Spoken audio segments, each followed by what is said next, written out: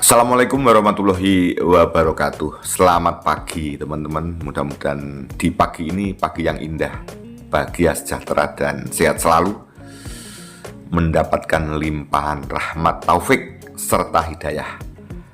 Senantiasa kita bisa menebar kebagusan cinta kasih terhadap sesama. Amin.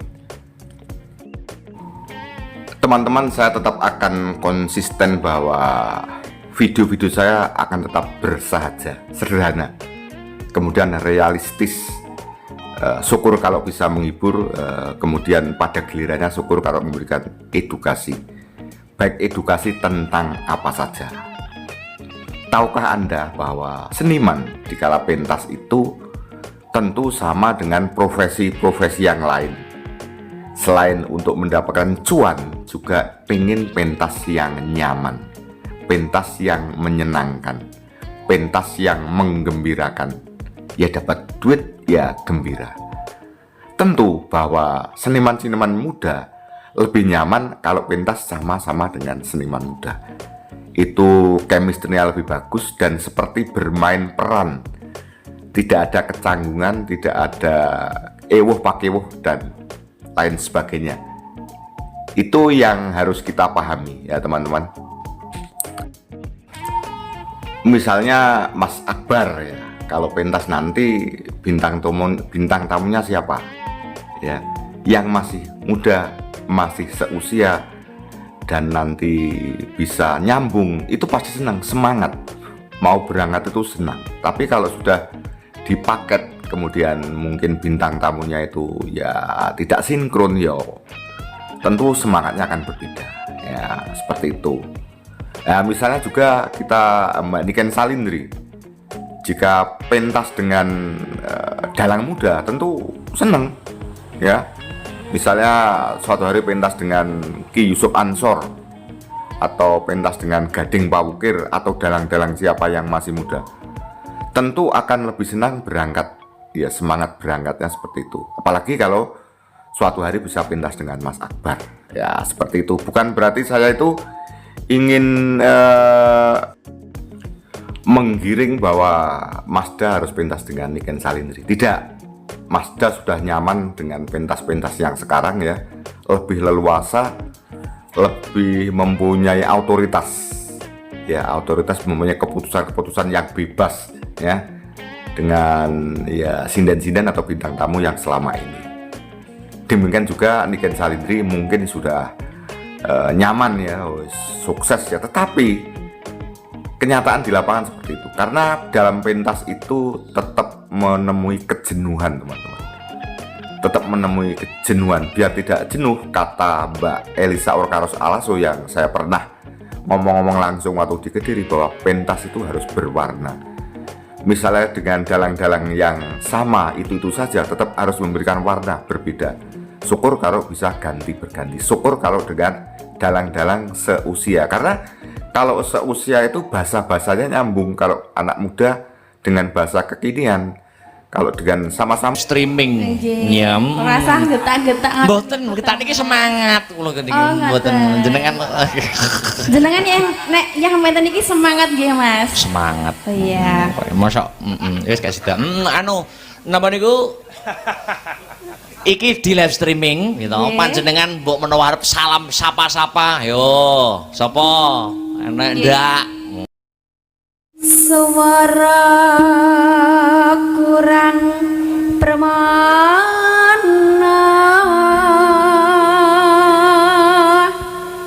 ning wasis hang ngungro.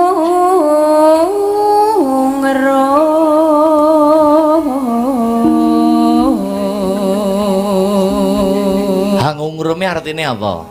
Kenapa niku Mas, kula dereng mudeng. Wah, swara kurang permono ini berarti artinya apa?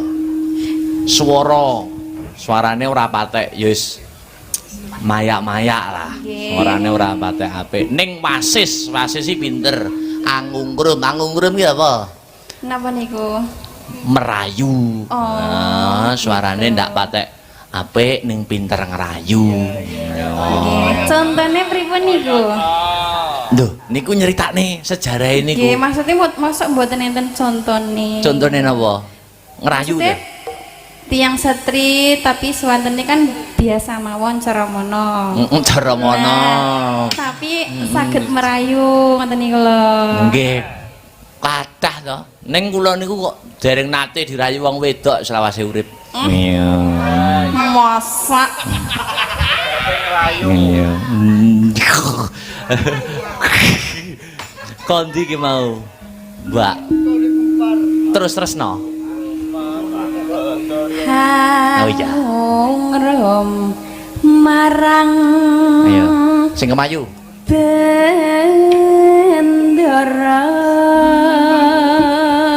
Bendera, ngono lho. Bendera. Iya, terus Tias sulis pio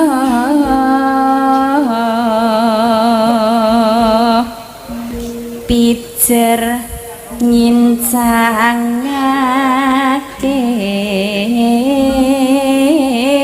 halis ngincangke alis sih piye, Nak? ngeten lho Mas. Oh iya. Nek ngincang ki alis, nek lembean niku apa? Lembean niku tangane, astane. Nek jangkah. Janggah niku kakine. Oh iya. Niku apik jo.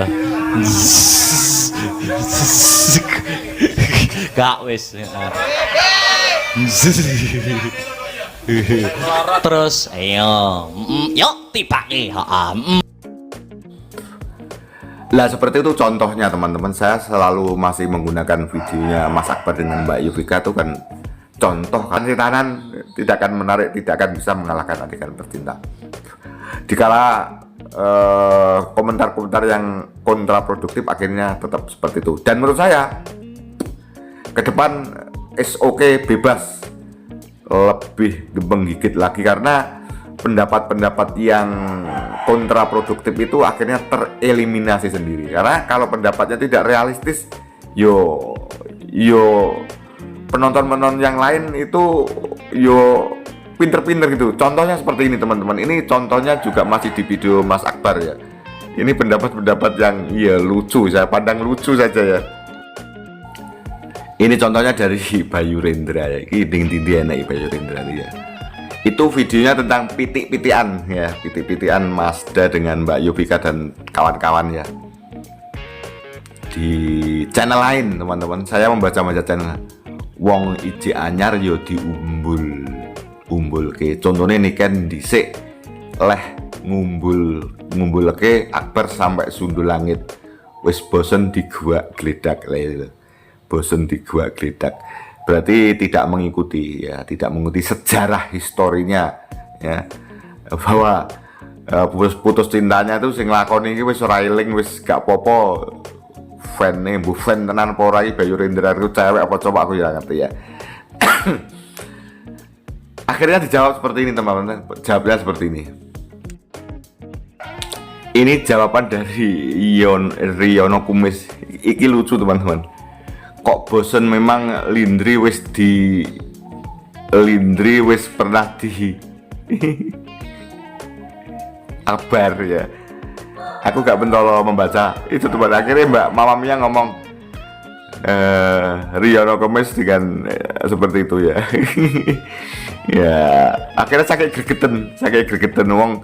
Sebenarnya kan video itu tidak ada sangkut pautnya dengan Lindri tuh. Ini loh yang kadang-kadang itu ngerti-ngerti masuk ya, tapi jawaban Riono Kumis itu ya akhirnya jawaban yang lucu, dianggap lucu saja teman-teman.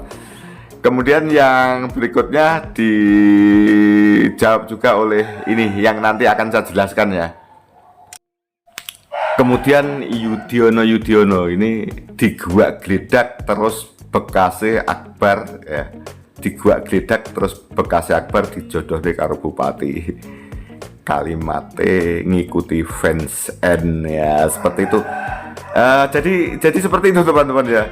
Kadang-kadang kan tidak ada apa ya, tidak ada sambung dengan N, tapi fansnya N tuh seperti ini ya.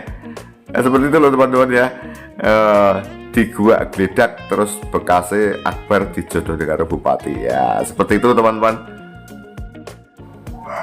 Biar lengkap saya bacakan sekalian teman-teman, nanti mungkin di belakangnya saya akan mengulas ya, untuk ya biar tidak kontraproduktif, biar tidak membatasi ekspresi seorang seniman ya.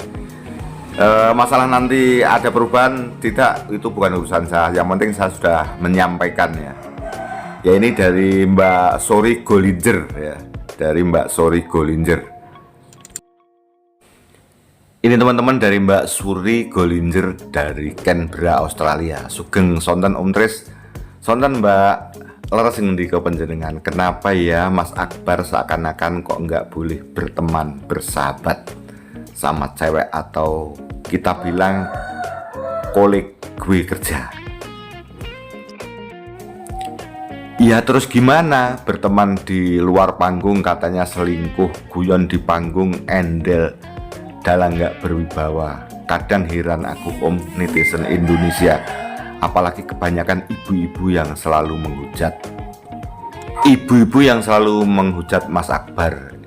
Ya bener dibilang salam waras. Matur suwun Om Tris, salam sehat. Matur suwun kembali. Salam sehat kembali Mbak Suri Golinger dari Canberra ya. Mudah-mudahan panjenengan and family sukses dan sehat selalu. Itu teman-teman tidak disadari bahwa komen-komen Anda, komen-komen kita itu dilihat bukan hanya di Indonesia, sampai di luar negeri ya. Begini Mbak Suri Golinger, saya sebenarnya ya saya anggap lucu-lucuan saja ya. Karena ya saya tetap pengen ya memberikan masukan, tapi kalau toh itu terus kan bukan kewenangan saya. Yang penting sudah saya melakukan.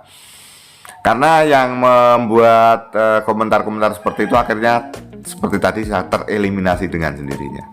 Kalau komentar itu tidak realistis ya malah jadi guyon gitu loh ya. Komentar yang berlebihan, yang kontraproduktif seperti itu ya. Sebenarnya itu juga sekali lagi sering saya katakan merugikan daripada Mbak ya fan-nya. Kalau itu fan betul ya. Kalau fan betul sebenarnya tidak tega ya. Karena masuk ranah salah kamar gitu loh. Kecuali memang semua membahas kedua-duanya, saling berdiskusi, monggo ya. Kalau mungkin saya salah mengucapkan benernya seperti apa, tidak seperti itu Om, yang benar seperti ini. Lah ini kan akhirnya menjadi ya ketemu gitu loh ya. Kemudian kemarin ada yang membela jangan menyalahkan fansnya Niken Salindri saja, karena fansnya Mas Akbar juga seperti itu. Ya mungkin ada, tetapi ya kita harus jujur gitu loh. Seperti contoh-contoh tadi biasanya kan salah kamar gitu loh, tidak membahas, tidak menjelek-jelekan, tahu-tahu mak telonyor itu yang sering saya saya sampaikan seperti itu ya. Jadi kemudian akhirnya jawabannya lucu-lucuan seperti itu, Mas Yudhoyono Yono. Akhirnya sakit gregetan ya, itu gregetan, tapi ya menurut saya lucu saja. Terus dijodohkan karena Mas Bupati ya. Tidak apa-apa teman-teman, jadi ini biar ada keseimbangan begini loh teman-teman. Saya itu kan juga mengikuti ya tentang konten-konten yang meng-up tentang Lindra-Lindri, tentang Arni ya.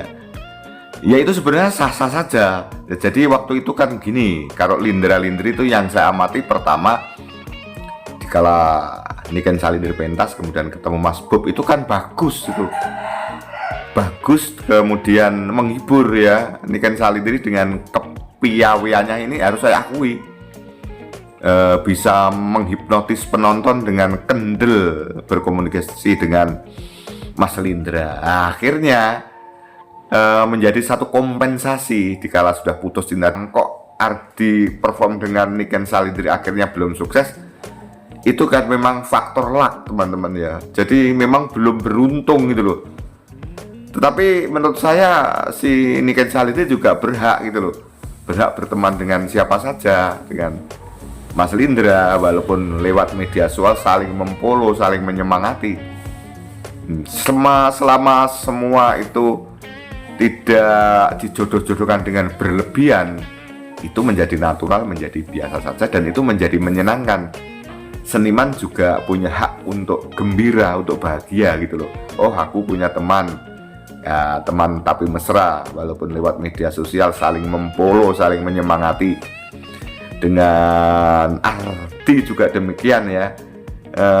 Selama ini kalau saya amati dengan Ardi memang ya masih belum bisa ketemu, karena ya mungkin Mas Ardi tidak berada di zona itu, atau feel-nya memang belum kena, karena Mas Ardi jelas ada kecanggungan. Jadi kalau pentas dengan Niken Salindri itu merasa bahwa Mas Ardi mungkin sebagai pengrawit aransemen musik atau dalang bagus, tapi kalau nyanyi dengan Niken Salindri mungkin karena merasa Niken Salindri sudah terlanjur mempunyai nama ya. Nah, Ardi kan suaranya juga bagus, orangnya juga ganteng ya, tapi feel-nya di situ belum dapat. Atau mungkin Mas Ardi mungkin malah dengan sinden atau penyanyi yang lain mungkin suatu hari malah bisa. Itu perlu diuji coba, atau perlu diadakan eksperimen dengan beberapa bintang. Akhirnya kan memang pintu masuk orang menjadi terkenal itu kan kita tidak tahu ya, ada pintu masuknya orang menjadi terkenal, atau mungkin Mas Ardi memang nanti konsentrasinya menjadi dalang atau menjadi aransemen musik ya, seperti itu teman-teman. Tetapi kalau pertemanan dengan Niken Salindri dengan Mas Ardi ya monggo-monggo saja, dan saya kira tidak ada yang ngolok-olok gitu loh, sah-sah saja.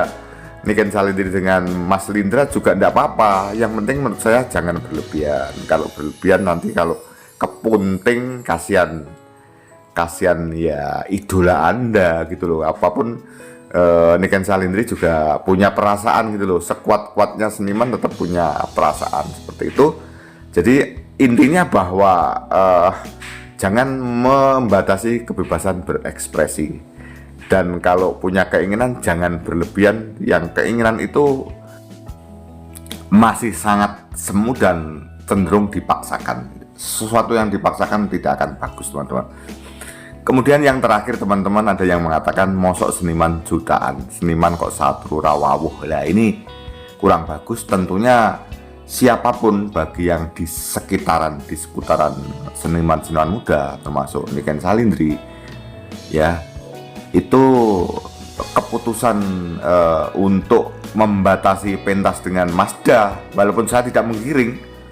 Masda sudah nyaman, Niken Salindri sekarang sudah nyaman, tetapi saya juga tidak tahu Niken Salindri itu kalau pentas dengan Masda itu akan merasa pingin atau tidak juga tidak tahu. Tapi tentunya sebagai orang-orang dewasa yang ada di sekitarnya, walaupun Niken Salindri sekarang sudah SMA kelas 2, sudah dewasa loh ya, sudah artinya sudah besar gitu loh, untuk mementingkan pertimbangan psikologis, bukan egonya yang dikedepankan ya. Jadi bukan egonya yang dikedepankan ya. Kalau saya baca di Astabrata sendiri kan memang welcome dengan siapa saja. Tentunya di kala pentas dulu sudah putus cinta kan juga sudah tidak ada masalah. Nah, sekarang mestinya dicabut ya, pemblokiran untuk membatasi pentas dicabut. Apa perlu digoyang MK yang Mahkamah Konstitusi pencabutan. Walaupun setelah dicabut tidak setiap saat bisa pentas, karena ya bandrol dari Niken Salindri tidak semua penanggap itu mampu. Jadi tapi kan masih ada kemungkinan sesekali, setahun sekali, 2 kali itu ada kemungkinan untuk bisa pentas bersama. Tapi kalau sudah pentas bersama, apakah masih seperti dulu atau tidak? Ya kita tidak tahu. Tetapi yang jelas tetap tidak canggung sebenarnya ya. Sementara itu kan hanya pembatasan. Jadi yang di sekitar orang-orang dewasa itu menurut saya jangan ya egonya dikedepankan menurut saya ya. Pertimbangan psikologis anak ya tetap menjadi pertimbangan biar seniman itu bisa pentas natural, pentas dengan siapa saja, universal gitu loh.